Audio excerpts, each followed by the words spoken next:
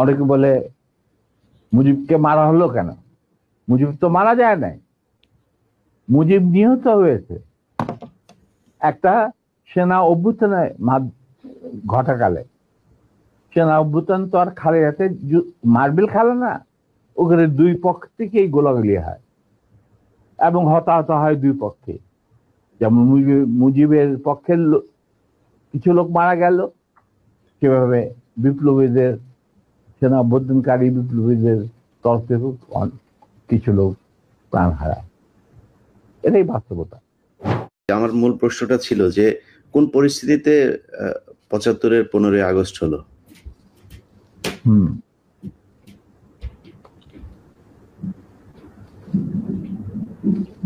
খুবই স্পর্শকাতর প্রশ্ন Ilias.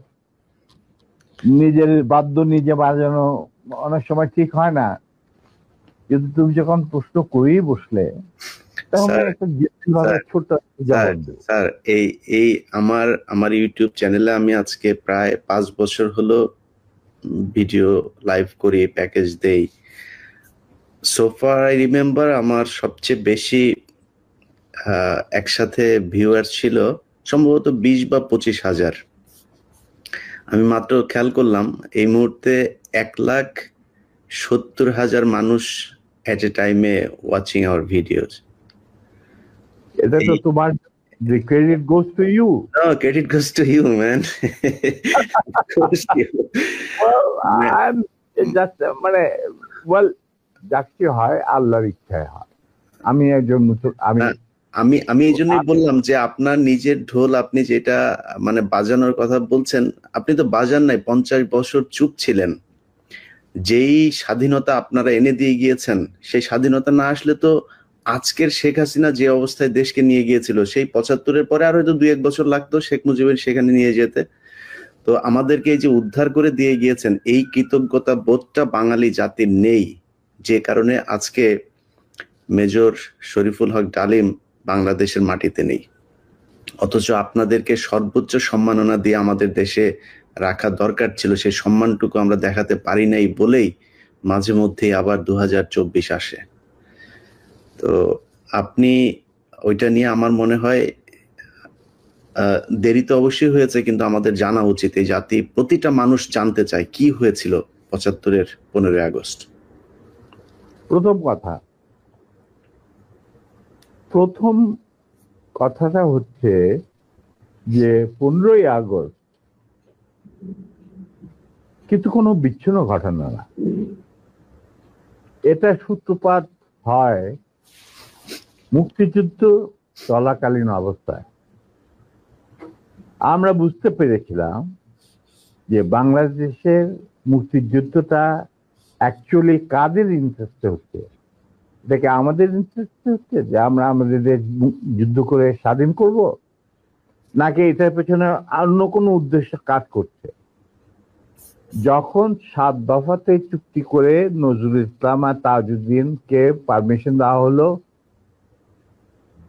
To establish provisional government in Calcutta, এই 7টা ক্লজ পড়ে সাইন করার পর, দস্তখত করার পরে নজরুল ইসলাম সাহেব ফিট হয়ে পড়ে গিয়েছিলেন যে এটা তো একদম একটা দাস খর, যে আমরা ক্রমান্বয়ে ভারতের একটা করদ রাজ্য, তারপরে একটা অঙ্গরাজ্য হিসেবে অঙ্গরাজ্যে পরিণত হবে বাংলাদেশ, হবু বাংলাদেশ। আর ওই joint declaration between Usmani and general Manekshaw joint command establish করার পর কথা ছিল যে general Usmani on behalf of Bangladesh government will invite General Manekshaw to come and be present as an auxiliary force commander, সহায়ক শক্তির commanding chief হিসাবে in the Sunday ceremony, but the instrument will be signed by the Mukti Fauj commander-in-chief, who was General Usmani, Colonel Usmani. কিন্তু সেটা হতে দেওয়া হলো না।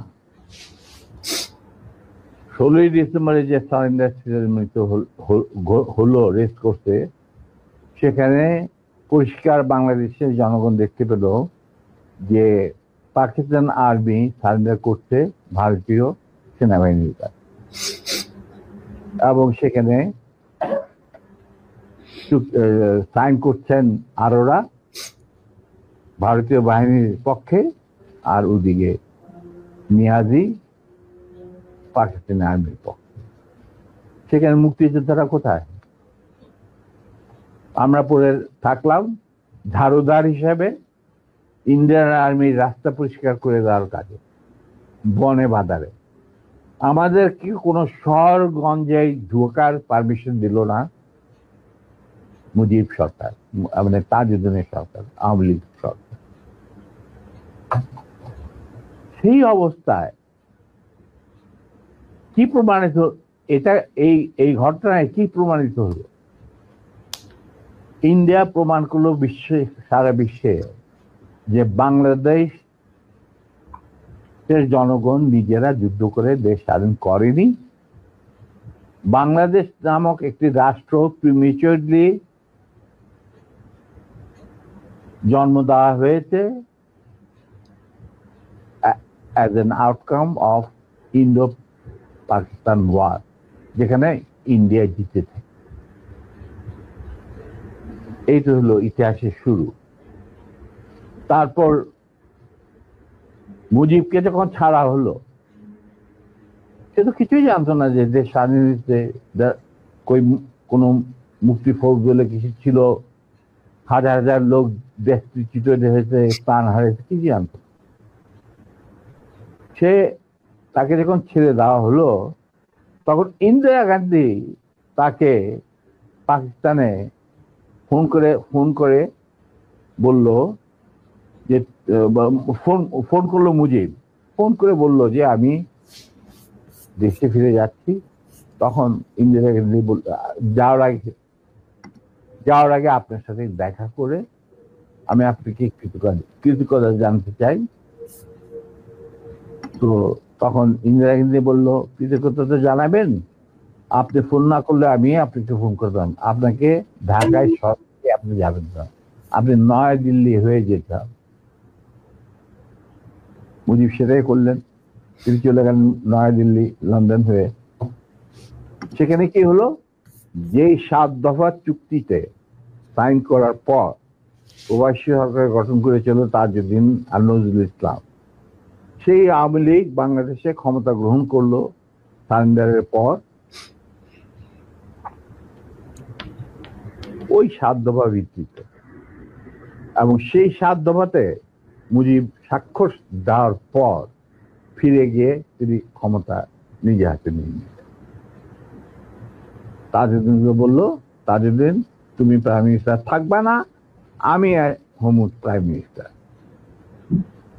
তারপর কি হলো, কোন নির্বাচন নাই, কিছু নাই। ওই 70-এর নির্বাচনের সুবাদে তারা ইন্ডিয়ার 4 স্তম্ভ ডুপ্লিকেট বাংলাদেশে ইম্পোর্ট করে তার উপরে একটা সংগঠন বানানো, হুবহু এক।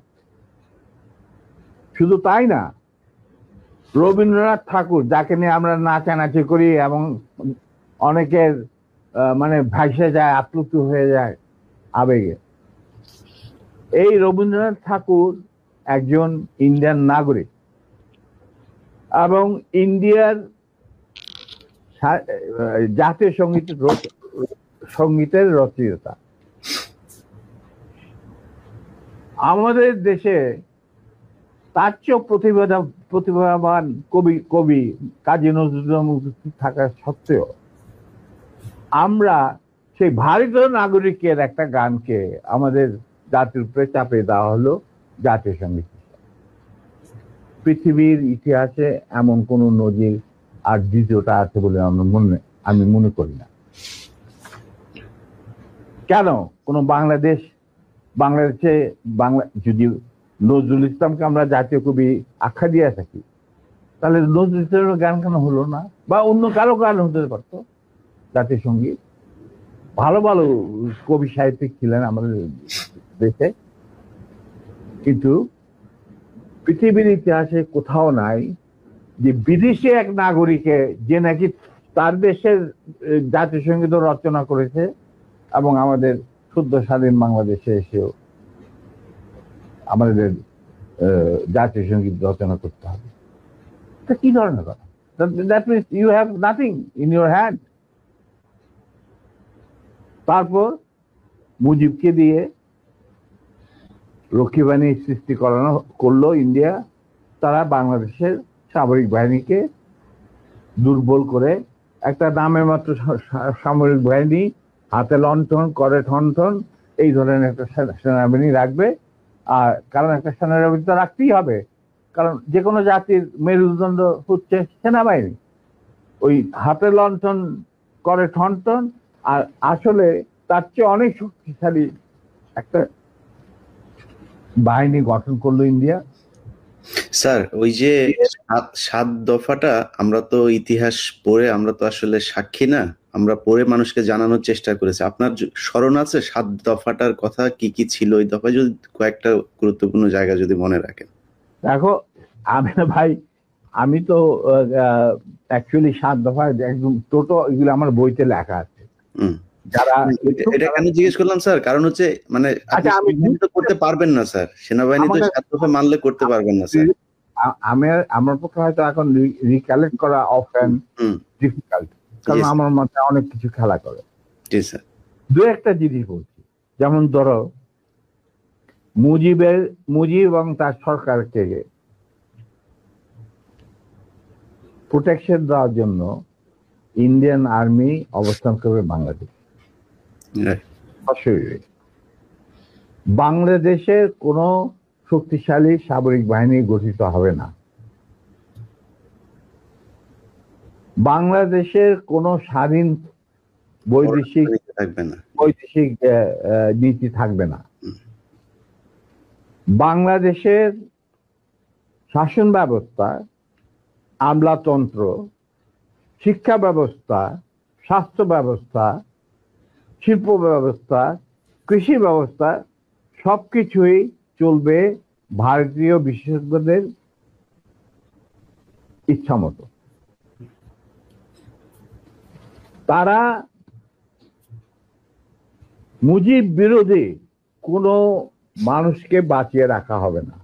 তার জন্য যত লোক মারা দরকার মারা হবে, যত লোককে লুলা ল্যাংড়া করা হবে, চক্ষু তুলে নেওয়া হবে, মেয়েদের ইজ্জত লুণ্ঠন করা হবে, কোনো সমস্যা নাই। এইভাবে প্রতিপক্ষের উপর ঝাঁপিয়ে পড়ায় 40,000-এরও বেশি লোক মারা গেছে, সেটা সবাই জানে, প্রত্যক্ষ থেকে আসছে। তারপর তোমার আমরা একটা করদ রাজ্যে পরিণত হয়ে গেলাম। কিন্তু সমস্যা দেখা দিল যে বাংলাদেশের মাটিতে যদি যে ইন্ডিয়ান সোলজাররা অবস্থান নেয়, তাহলে বিদেশ থেকে কোনো দেশেই বাংলাদেশকে স্বীকৃতি দিতে রাজি না। কারণ পাকিস্তান ইতিমধ্যে সিকিউরিটি কাউন্সিল থেকে একটা আইন পাস করে নিল যে বাংলাদেশে কে নিয়ন্ত্রণ করতে ভারত, তাদের সেনাবাহিনীর মাধ্যমে, মুজিব সরকারের মাধ্যমে। অতএব এটা একটা ডিসপিউটেড টেরিটরি, এটা একটা স্বাধীন দেশ নয়। তাই আপনারা স্বাধীন কিভাবে রিকগনাইজ করবেন মুজিবের সরকারকে? এরপর এই অবস্থায় ইন্দিরা গান্ধী পড়ল মুসিবত, তো আজ মুজিব সরকার। তখন ইন্ডিয়ান সরকার ডিসাইড করলো যে ঠিক আছে, আমাদের সোলজার আমরা ফেরত নিয়ে আসবো, তার পরিবর্তে আমরা জাতীয় রক্ষী বাহিনী বানিয়ে। তাই করা হলো। তো যে কাজটা ইন্ডিয়ান আর্মি করছিল সেটা পরে জাতীয় রক্ষী বাহিনী করলো। আর কি ধরনের অত্যাচার, অবিচার, কি ধরনের মানে হত্যাযজ্ঞ, গুম খুন, এবং অনাচার অবিচার মুজিব সরকার করছিল, সেটা খতিয়ান তো তুমি আমার কি ভালো জানবে। অনেকে এই বিষয়ে লিখেছেন, সাহসী যারা তারা লিখে গেছেন, আমিও কিছুটা লিখেছি। সেখানেই শেষ হলো না। তারপর দেখা গেল যে সেই সুতিকাগার থেকে মুজিব কায়েম করলেন একদলীয় এক ন্যায়কত্ব স্বৈরাচার শাসন বাকশাল, এবং নিজেকে তিনি আজীবন রাষ্ট্রপতি হিসেবে ঘোষণা দেবেন সিদ্ধান্ত না হলো। এই বাকশালের মেম্বার সবাই। সেই বাকশাল করার পর মুজিবের শক্তি বেড়ে গেল, তার নিষ্ঠুরতা এমন অসহনীয় পর্যায়ে চলে গেল, ইলিয়াস, লুটপাট, মার ধর, চোরাচালান, নকল টাকা ছাপানো ভারত থেকে, এই সমস্ত মানে একটা আমাদের মনে অস্তিত্বই এমন অবস্থায় গিয়ে থাকলো যে মানুষ একদিন মুজিবের জন্য দোয়া করেছিল যে আল্লাহ আমাদের এই মুজিব আমাদের চোখের মনি, আমাদের বাঁচাবে, দেশকে স্বাধীন করবে, বাঙালিদের ন্যায্য অধিকার আদায় করবে। সেই মুজিবের জন্য লোকজন আল্লাহর কাছে দোয়া চাচ্ছিল যে আল্লাহ আমাদের আজাদ দাও, নমরুদের হাত থেকে আজাদ দাও, আমরা তো শেষ মরে যাচ্ছি, সব কোথাও কোনো কেউ নেই প্রতিবাদ করা। এটা তো আমরা যারা সেনাবাহিনীতে তখন ছিলাম, যারা দেশপ্রেমী যোদ্ধা, তারা ঠিক মেনে নিতে পারেনি। যেভাবে তারা মেনে নিতে পারেনি পাকিস্তানের জান্তাদের অবিচার এবং দুরাচার। এরই পরিপ্রেক্ষিতে তাদের নেতৃত্বে সংগঠিত হয় একটা সেনা বিপ্লব। অনেকে বলে মুজিবকে মারা হলো কেন? মুজিব তো মারা যায় নাই, মুজিব নিহত হয়েছে একটা সেনা অভ্যুত্থানে ঘটাকালে। সেনা অভ্যুত্থান তো আর খালেদাতে মার্বেল খেলে না, ওখানে দুই পক্ষ থেকেই গোলাগুলি হয় এবং হতাহত হয় দুই পক্ষে। যেমন মুজিবের পক্ষের কিছু লোক মারা গেল, সেভাবে বিপ্লবীদের সেনা অভ্যুত্থানকারী বিপ্লবীদের তরফ থেকে কিছু লোক প্রাণ হারায়। এটাই বাস্তবতা। কিন্তু তারা বিজয়ী হয়ে গেল, বিপ্লবীরা বিজয়ী হলো, তারা ক্ষমতা তাদের নিজের হাতে নিয়ে নিল। স্বতঃস্ফূর্ত ভাবে ইলিয়াস, ঘোষণাটা অবশ্য আমি দিয়েছিলাম, স্বতঃস্ফূর্ত ভাবে মুজিবের সেই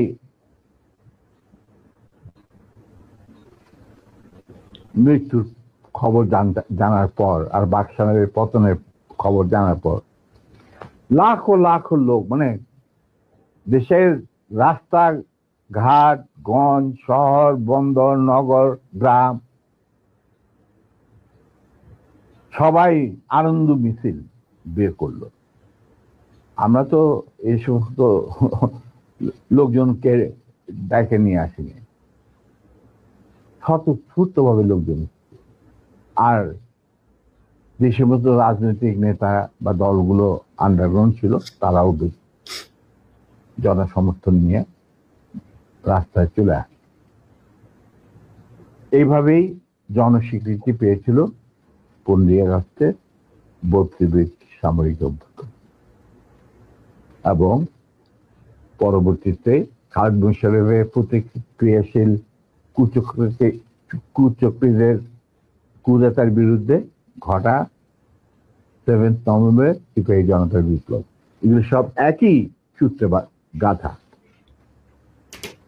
তো আমি বলবো যে আমাদের ফার্স্ট রিপাবলিক ছিল, ফ্রান্স রেভলিউশনের পরিপ্রেক্ষিতে বলছি, ফার্স্ট রিপাবলিক ছিল 71 মুক্তিযুদ্ধ, তারই ধারাবাহিকতায় হয়েছে 75 আগস্ট বিপ্লব, তারই ধারাবাহিকায় থার্ড রিপাবলিক হয়েছে 1924 সালের ছাত্র জনতার গণ